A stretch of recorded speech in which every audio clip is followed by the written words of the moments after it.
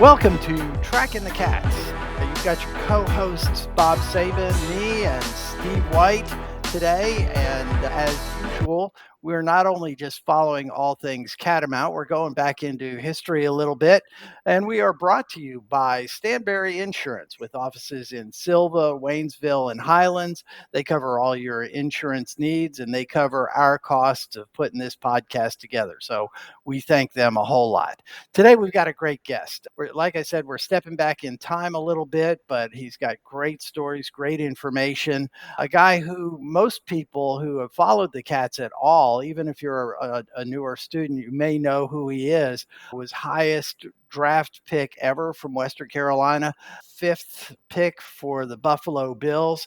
He owns several, not only Western Carolina records, but NCAA 1AA records. And he's a member of Western Carolina's Hall of Fame, Athletics Hall of Fame. Needs no more introduction.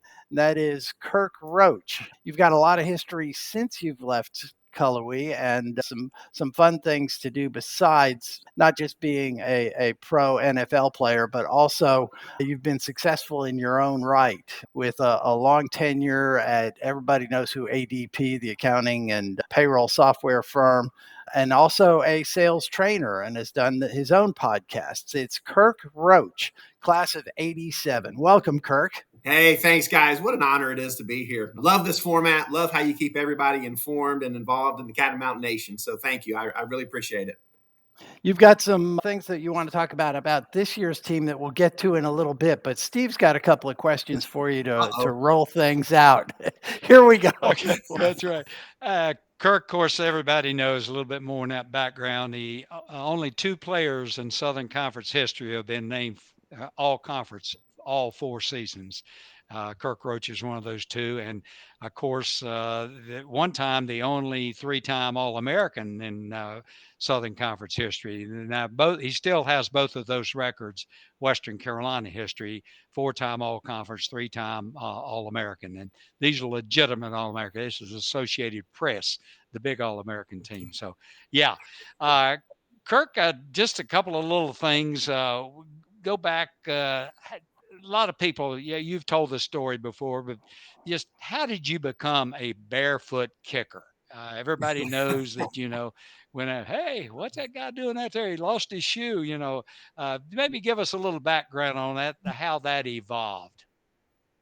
I will. And real quick before I jump into that, Steve, as I always say, right, you mentioned 3-time All-American, 4-time All-Conference. Please know that speaks more to your SID qualities and capabilities than what I ever did. So you were the best in college. So I appreciate that. Yeah, I'm still waiting. Yeah. It may still be a while. But, obviously, so I was a running back linebacker when I was young, loved football. And I remember being 8 years old, and my dad and I, every Sunday, we'd just go to the park and do some things. And I said, hey, I want to learn how to kick. And we must have tried for an hour. And I couldn't get the ball, 5 feet off the ground. And right before we left, for some reason, I just took off my shoe when I was 8 years old, and I kicked it, and it was beautiful.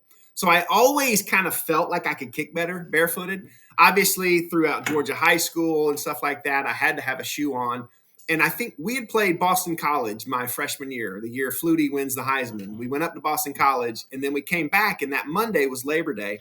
And just before practice, I just took my shoe off, and I was kicking, and the ball was going like 10 yards further. And Coach Waters looked at me and said, son, what are you doing? And I just said, Coach, I feel like I'm more accurate and I can kick the ball further. And he said, okay, well, show me. And I kicked about 5 balls for him, and he just said, okay, you're good. And that was it. Obviously kicking's, it's a lot like golf. It's a big confidence thing. And I just felt so much more confident without a shoe than I did a shoe. I think that was as simple as it was. Well, you had an interesting story about how you got to Cullowhee and then how you became our first string kicker.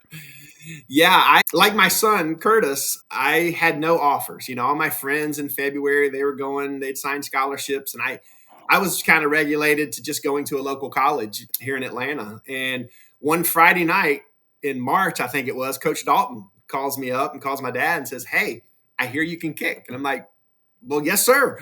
And he said, hey, I can't work you out. I can't try you out. That's against NCAA rules. But I'm going to be jogging around your high school track tomorrow morning at 10 o'clock. If you happen to be kicking, and I said, I see what you're saying, coach. I got you. So I show up that Saturday morning and I'm kicking field goals. And here comes Coach Dalton. And I just kind of introduced myself. And he said, hey, I've watched your film. I understand you can kick field goals. Would you mind kicking off for me? He goes, I'm going to go down to the far end zone and stretch. And I said, be glad to. So you guys may not know this, but in DeKalb County in Georgia, we don't play home games at our schools. There's 4 or 5 local stadiums, and those are our home fields. What Coach Dalton didn't know, and I don't think I've ever told anybody this, is our practice field was beautiful, but it was only 90 yards. So he's down in the end zone. So I'm at our 40 kicking off. I'm really at midfield. So I'm not only kicking them in the end zone, I'm kicking them through the uprights. And afterwards, he's like, Kirk, I watched your film and, you weren't kicking off like that. And I just said, yes, sir, coach. Obviously I've grown a little bit. I'm more stronger. And I said, I've actually changed my angle. So I'm getting more of my hips into it. That's probably what it is.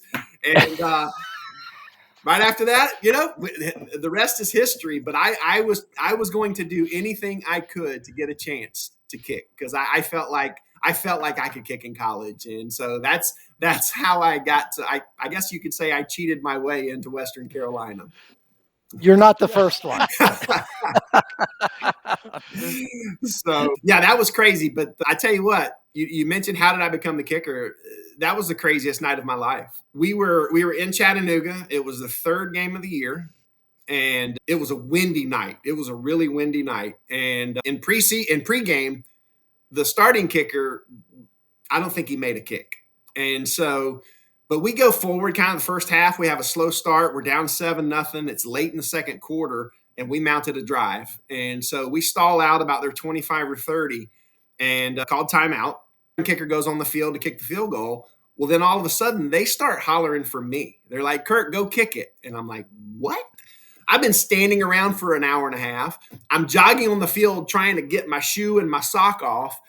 So I get on the field and I'm like, hey, they want me to kick it. Well, he told me to go do something to myself. I can't really play. And I just pointed to the sidelines and the coaches are like, come here. And so luckily we hang around. I make the kick. At Chattanooga, you're kind of far from the locker room back then. So I stay on the field at halftime to put my sock and shoe on. And Bob, I'm the last player to go into the locker room. And when I go in, the starting kicker was in his street clothes with his luggage, and he had quit the team and he was out the door. And from that moment on, I was the kicker. So it was a crazy night. I'm just very thankful that I made that first field goal. Yeah. And let me give you a little stat there about that freshman season. He went on to kick 16 field goals as a freshman. He was 12 of 12 inside the 45-yard line. He kicked a record 53 yarders that freshman season. He was perfect on all 24 extra points. 35 of his kickoffs were not returnable. And of course, we know what happened there. He became All-American as a freshman, Southern Conference Freshman of the Year. And again, everybody forgot about Dean Biasucci, the great player from the previous 4 years, who he just took over and did not miss a lick as far as our kick. That was a fun year for a 17-year-old kid. I'll tell you what, that was a lot of fun. That was a talented team, yes, too. It was. Steve, that team should have gone on to the playoffs. Had we won that game at Chattanooga, we would have made the playoffs. And at the end, that's another story about how it came down to the last game of the season. We won, but Appalachian State would have put us into the playoffs by beating Chattanooga, but their kicker hit the upright, fell back into the playing field as opposed to going through, and they went to the playoffs and we didn't. That's another story for another time. That is another story. Mm.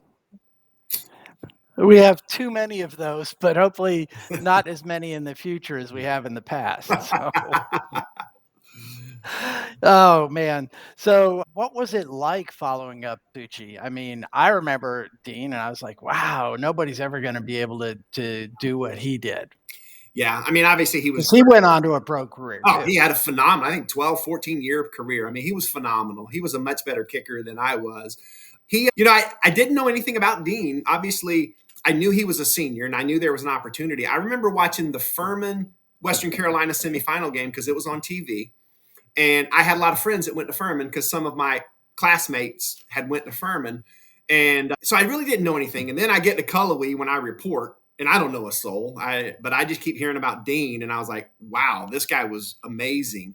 But obviously, I just kind of took it as I kind of use it as incentive and motivation. And I had a chip on my shoulder that just said kind of succeed in spite. And I got to tell you, Dean went on to just become a great mentor, and he supported me. He's a great friend. And that wasn't easy because, Bob, the starting kicker who quit the team was Dean's best friend. Oh, so it took a little while for Dean and I, but man, I really looked up to him. He gave me a lot of sound advice, and I am grateful for what he did for me. Very cool. Going back, talk about the field goals. Maybe look back. I know there were so many field goals that you kicked in your career at Western Carolina, 71 career field goals. Is there one that really stands out, a memorable field goal that you just remember, just still etched in your brain? Oh, yeah, absolutely. It was the last play of my college career. We were playing App State, and we were losing by a couple of touchdowns. But the last play of the game, Coach Waters said, go kick this 57-yard field goal. And I was like, cool. And everybody in the huddle was saying, let's take a delay of game so you can make it a 62-yarder. And I'm like, guys, I'm not going to be selfish. This is a team sport, right? We're going to do the right thing. And I noticed that my dad had already left the stands, and because he always met me, down on the field, and he was under the uprights as the field goal goes through. And so I have an image of, kicking a 57-yarder, which was really cool, against Appalachian, which was cool. But then to have my dad right there, that was incredibly memorable. So that was pretty cool. That is cool. So you also got a visit from a relatively famous coach, NFL this is a coach. Good one. Yeah, I tell you, Buddy Ryan, he calls me one day out of the blue, and he's like, hey, this is Buddy Ryan. I'm going to be at your field at 12 o'clock. I want to watch you kick. And he hung up. Didn't say another word, just hung up. And I was like, was this a prank? I did remember he said noon. So, of course, I'm excited. All my friends are excited. So they're going down there because they want to see Buddy. So I get down there, I swear, at like 10:30, an hour and a half beforehand, just to make sure I was loose and ready. And I was trying to get mentally into it. Well, about 11:15, Buddy shows up. And I'm like, wow, he's early. He doesn't say a thing. He just walked straight up to me and said, bleepity, bleepity, bleep. Roach, I called you yesterday at noon and you're not loose yet. And so I'm like, I'm ready, buddy. Let's go. But he was at the end. He was very complimentary. Luckily, I kicked really well. And I actually thought I would get a free agent tryout with the Eagles due to that kick. But there wasn't a whole lot of conversation. He did not like kickers. He made that very clear, which I totally understand that because I was embarrassed to be one. but Buddy, it was pretty cool to have Buddy Ryan come to Kirk, I tell you nothing about that. He brought his own a bag of balls. He did not trust the college balls. He brought these NFL footballs in a big bag with him on the plane to Cullowhee just to make sure that it was legitimate. These were NFL balls. That's exactly right, Steve. And I asked him, I said, would you sign one and let me have it? And he goes, well, when you get in the NFL and establish yourself, I will. That's good. But yeah, he sure did. That was fun. That was pretty cool. And all my friends, I had a bunch of guys there. They loved him. Well, you did get picked by Buffalo, their 5th pick. And tell us how things went on from there. Yeah. Back then, ESPN, I think they only showed the first round on TV, and it was on Sunday, and there was 12 rounds. And I went home, and I left about noon to head back to Cullowhee, and my friends and I, we went down to the Tuck, and we went fishing and caught some trout, and we were cooking them. And out of the blue, I don't know, like 8:30 or something like that, Marv Levy calls at the apartments. I'm living over at Laurel Oaks, and he said, hey, this is Marv Levy, and I hung up the phone. And I said, funny, guys. And about 2 seconds later, the phone rings again. And he says, Kirk, this is Marv Levy. Please don't hang up on me. And I was like, oh, Coach, I'm really sorry. And he said, hey, it's the 5th round. We're going to select you. Are you good with that? And I was like, absolutely. Yes, sir. Let's go. And it was pretty cool. I always wanted to get to the Yeah. NFL. Since I was 4 years old, that was my goal. But that was pretty special. Unfortunately, I had a hernia surgery in training camp, and I think Steve, I think they tried to teach me how to kick, and the last thing Kirk Roach needs to do is to think.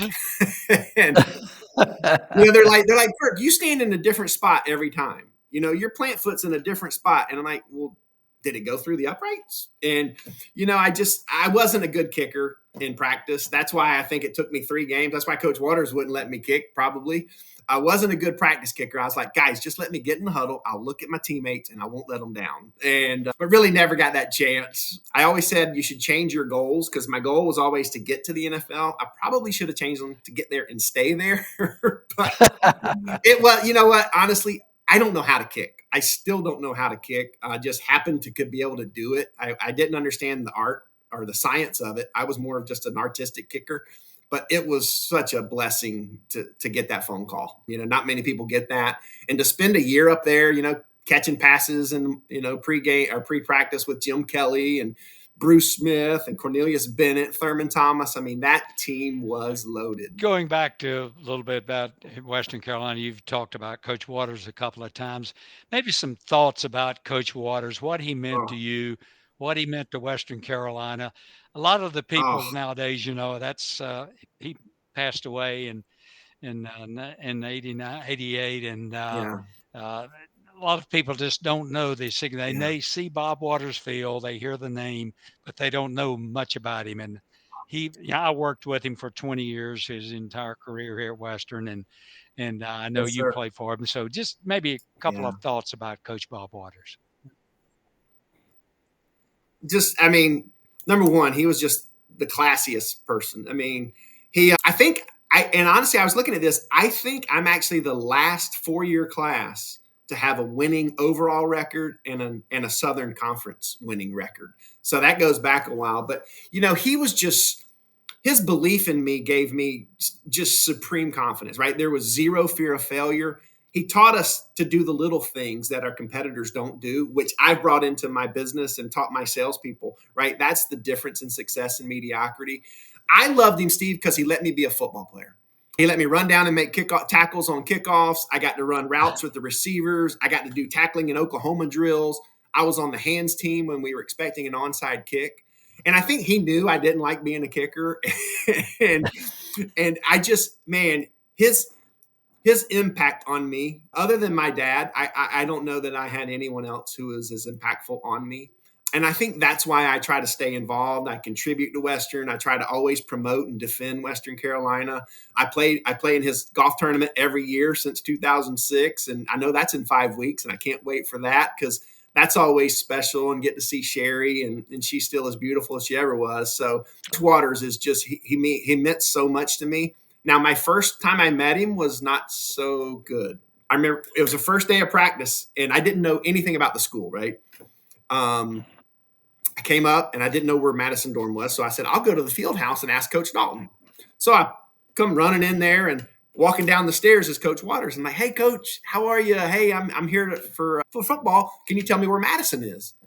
And he's just, for 5 seconds, doesn't say a word. He's like, who are you?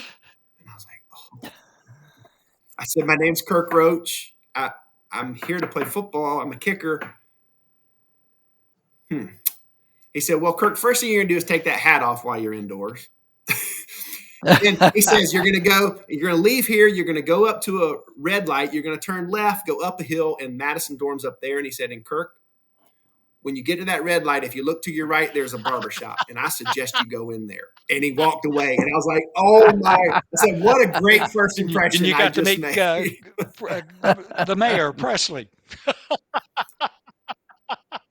I sure did. I will say this: for $3, he took a And lot of hair. you was talking about things he did in practice. A lot of us always thought about Kirk. He would have been I think, a great tight end. He loved to contact. He would do this, and we always, I, no, don't got to put a guy out there with one shoe on playing tight end. I don't think we're going to do that. No, they didn't. He was too valuable at what he was oh my gosh! doing to become an everyday position Yeah, player. What he was doing was very important to yeah. us. I would have loved it. Yeah. Yeah. I would have So loved it. compared to today, Mm-hmm. how many coaches were there back then? That's the amazing thing to me. That, How Gosh, many? we Like let's see. 4? Well, we had Coach Setzer, Coach White, Coach Millwood, Coach Coach Mutt, Dalton. Yeah. Coach Hodgen, Yeah. Coach Dalton, and Coach Briggs. And I think that was it. Coach Yeah. Millwood was Yeah, my he was the special teams offensive coach. line coach. Yes. I think there were 6 full-time coaches and maybe 2 graduate assistants at that time. Yeah. Besides the head coach. Yeah, I think you're right. Mm-hmm. One thing about Coach Waters, there's 5,000 kids in school when I was there. And I think in the middle of my freshman year, I had met Coach Waters once because I was working at the campus radio station. I'm walking across campus. I said, "Hey, Coach." He goes, "Hi, Bob." Wow. Wow. That's really cool. Yeah, that is cool. I tell you what, man, my freshman year, we would play catch before He practice. was Boy, the he could original sling that shotgun football around. quarterback with the 49ers. You're right. He had a great career. Yep. Kirk, another thing about Yeah. those days and everything like Yes, this, sir. I know you had a lot of friends at Western Carolina, a lot of special teammates, a lot of people you still connected with. Could you just maybe pick, say, 1 or 2, say your favorite teammate? Gosh, how hard would that be? Well, I had a couple of guys I was really close with that unfortunately are no longer with us, with Tony Jones and Billy Shepard. That was a pair. Tony and I came in together, and Shep and I were captains together. I was always friends with the linemen. So, like Steve Hall, Todd Underhill, Carziola, all those guys.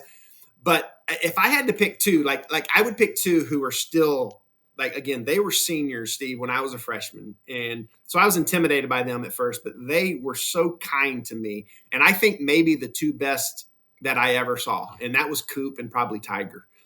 Lewis Cooper and Tiger were just they were just different. I think Tiger may have still have a record for blocked kicks in his career, but they were both just amazing athletes. They were intimidating to the opponents. And I think both of them went on for, 8, 10, 12-year NFL careers. But Tiger Green he was all pro several times. I mean, he was something. Clyde was there. I don't know that I could pick a favorite. Oh my Steve. goodness. Eddie Fox was my roommate for many, many years. Yes. And, obviously he went on to fly helicopters in Desert Storm. So he and I had a lot of fun. And then, like I said, I was the people in Madison, and because we were in Madison dorm, we were such a close team. I'm on a group text right now, probably with 50 ex-Catamounts, and we still communicate. We hold each other accountable, trying to get fit because of, we've lost a couple of players, and it's just great to always catch up and know that anytime I need something, man, they're always just a text away. That's great. Well, let's switch gears a little bit and move it up to present day. Yeah. I know you follow us and you know a lot of the folks with the program right now. Tell me your thoughts overall on what you're seeing for the 2025 football season. I'm probably as excited as I've ever been. I told Steve, I think yesterday, I think that this team's just as talented as that 1984 team, where we were ranked number 1 in the country preseason. I have a lot of optimism. I think we had a great summer session. I'm looking forward to the scrimmage on Saturday. I mean, If you think about it, I think we had 11 players on the preseason All-SoCon team, which is tied with Mercer for the first. So I think the other coaches are starting to notice the talent that Coach Bell is assembling. And I think that it's taken a while because I think the portal makes it even harder. But I think Coach Bell finally has his culture. We know what athletes he looks for, right? He wants those fast and twitchy athletes. He wants to be athletic up front. He wants to live on the edge and take risks and push boundaries and really put the pressure on our competitors. And that's where I'm really excited. To be honest with you, Bob, before Kerwin, I hate to say it, but we'd kind of become the Vanderbilt of the Southern Conference. Right. And I think he has absolutely created a belief, right? You talk about a chip on his shoulder. I think he has a chip on his shoulder, which I love. And I think, our thoughts, our actions, and our choices have to reflect a championship. And I think one of the things that I'm starting to see, right, with not only the team, but the university, with the stadium, I think we now finally have one unified, singular heartbeat of success. And football is the ultimate team sport, and it takes all your players. Well, to be a successful program, you got to have everybody on board, from the administration to the students, the teachers, everyone. And I think that Coach Bell has really created that. I think secondarily, why I'm excited is I think with Coach Odom in his second year as the coordinator on defense, I really think they're going to be aggressive and relentless. They're going to fly around. There's a lot of athletes over there. And I think if we can just eliminate the big play, we Kirk, will compete just for a Southern following Conference up what you're championship saying this year. there, you're talking about being optimistic. Yep. I was sitting around the dinner table here a couple of weeks ago, and I said, talking to my wife, Elaine, and I said, I really feel like this is the year. I just haven't felt like this in a long time, that just everything's in place and so forth. And she says, well, how long have we been married? And I said, what, 52, 53 years, something like this. She says, I think I've heard this in August about 40 different years. And I said, well, it's got to happen sometime. That's right. That's right. The odds are in our favor. But no, seriously, you're right. I love the talent, and I think the mentality. And I think yes, more than anything, there's now an expectation. And I think when you get to that confident expectation, man, and just there should be no doubt. There should be no fear. Just go play football. We're in the defense. We shouldn't have to think. We're now going to be able to respond. And I'm really, really excited about it.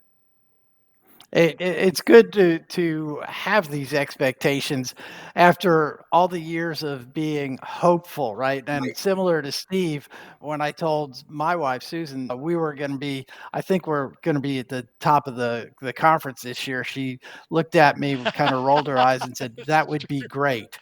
And how many times have I heard that? Right. Yes. Well, I am excited. I got my new mug. Got my nice. tickets for Catamount Corner. Like I said, we're all now, signed up for the Bob Waters tournament, tournament, so we are ready to go. I'm who not won at the it same last year? level. Well, we ended up in a tie for Yes, first sir. place with the chief, Michelle Hicks. And we go over and I ask him after the tournament's over, The we're Chief. tied and you're going to have a card playoff. Yep.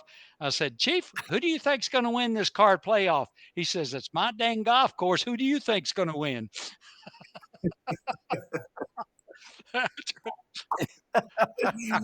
Yeah, he's not lying. Well, we don't play.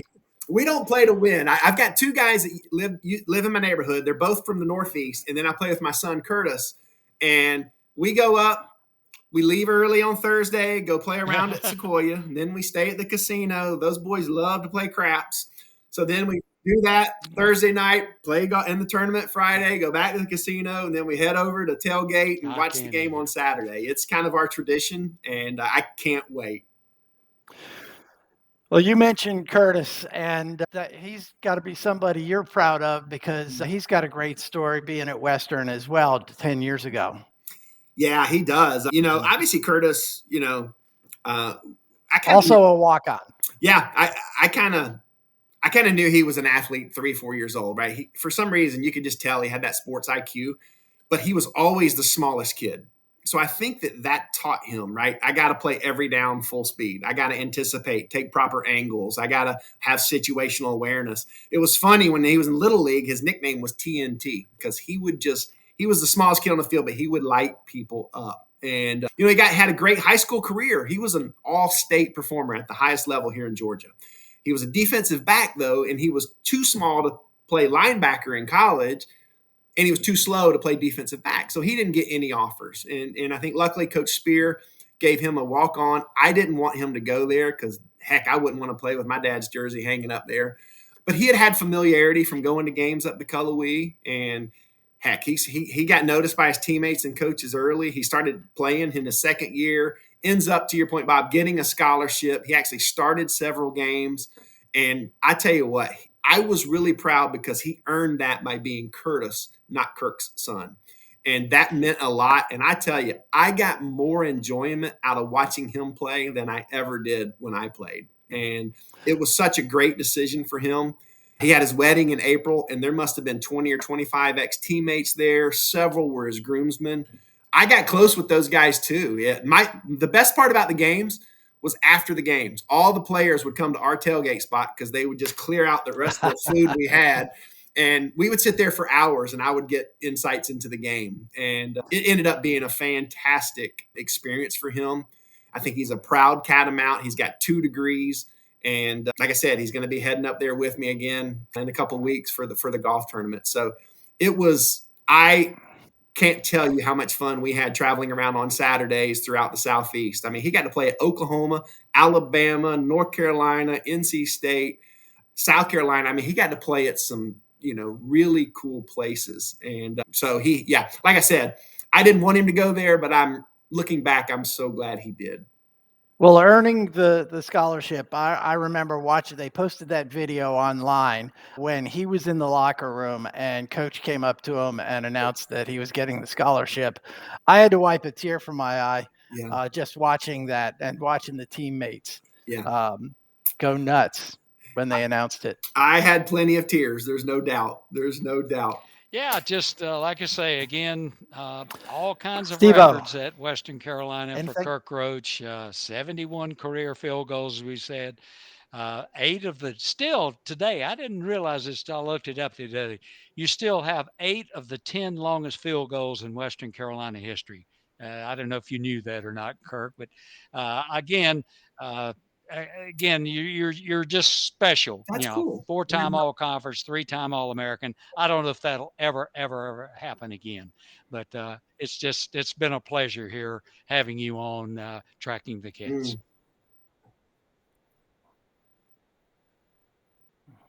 Oh, are you kidding? Absolutely. Yeah, this is an honor. And you guys, like I said, I love this. I watch all of them. I love the format. And I got to tell you, once again, Steve, thank you for your kindness and for what you did for my career. You created some publicity for a fat, slow kid from Doraville, Georgia. And, again, that speaks volumes to you as a SID, some of those accolades. And also I had some pretty amazing teammates and coaches too, as well. So you can understand why Western means a great deal to me. Your numbers, what you did, and I will always love that place. For us.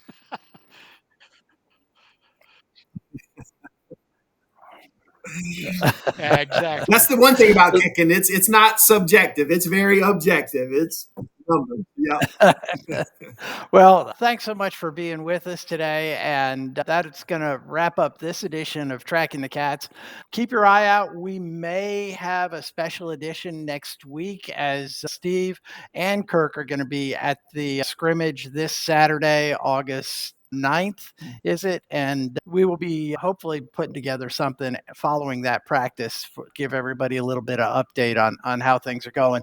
But follow Tracking the Cats on YouTube, on Buzzsprout, also on Amazon and Apple Podcasts, Spotify, wherever you listen to podcasts. And as always, we're brought to you by Stanberry Insurance, 3 offices, Silva, Waynesville, and Highlands. Anywhere in North Carolina, South Carolina, Georgia, they can cover your insurance needs.